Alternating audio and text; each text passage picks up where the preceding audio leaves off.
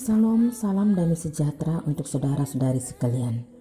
Firman Tuhan yang menjadi perenungan kita hari ini terambil dari 2 Tawarik 20 ayat 35 dan 37.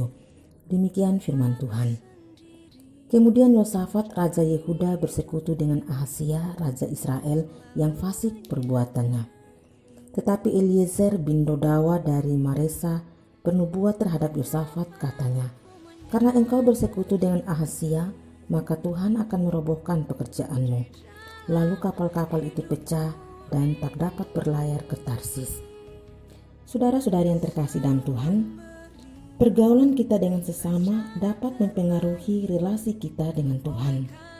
Ada orang-orang yang bisa membuat kita lebih dekat dengan Tuhan, tetapi ada juga orang-orang yang bisa membuat kita jauh dari Tuhan.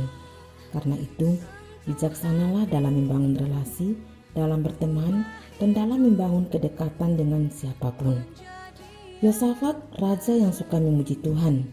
Ia pernah punya pengalaman iman yang luar biasa, mengalami pertolongan Tuhan yang ajaib, yakni mengalami kemenangan atas musuh-musuhnya tanpa harus turun berperang karena Tuhan yang berperang untuknya. Tetapi kemudian ia bersekutu dengan Raja Ahazia, raja yang fasik yang tidak takut akan Tuhan. Mungkin saja karena Yosafat mempertimbangkan kehebatan Ahazia, jadi pasti menguntungkan pikirnya. Yosafat terlena dan menjadi percaya diri dengan relasinya dengan Ahazia. Tuhan pun menegur Yosafat dengan menghancurkan segala pekerjaannya bersama Ahazia.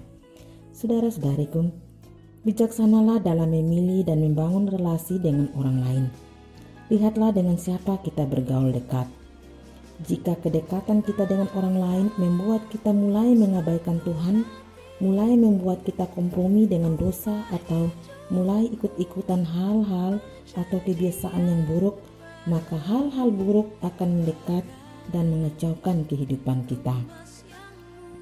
Jangan bangga dan terlena jika merasa dekat dan punya ikatan dengan orang-orang hebat di mata manusia, tetapi yang tidak takut Tuhan.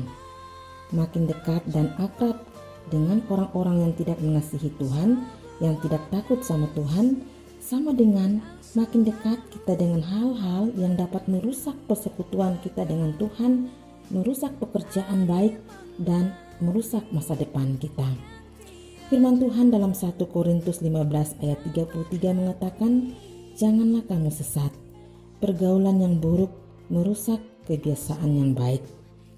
Dalam pergaulan kita dengan siapapun, jaga integritas kita sebagai anak-anak Tuhan. Jangan mudah dipengaruhi hal-hal yang buruk. Sebaliknya, kitalah yang membawa pengaruh positif. Kitalah yang menjadi berkat lewat teladan iman dan perbuatan kita. Tuhan memberkati hidup dan pergumulan kita. Amin.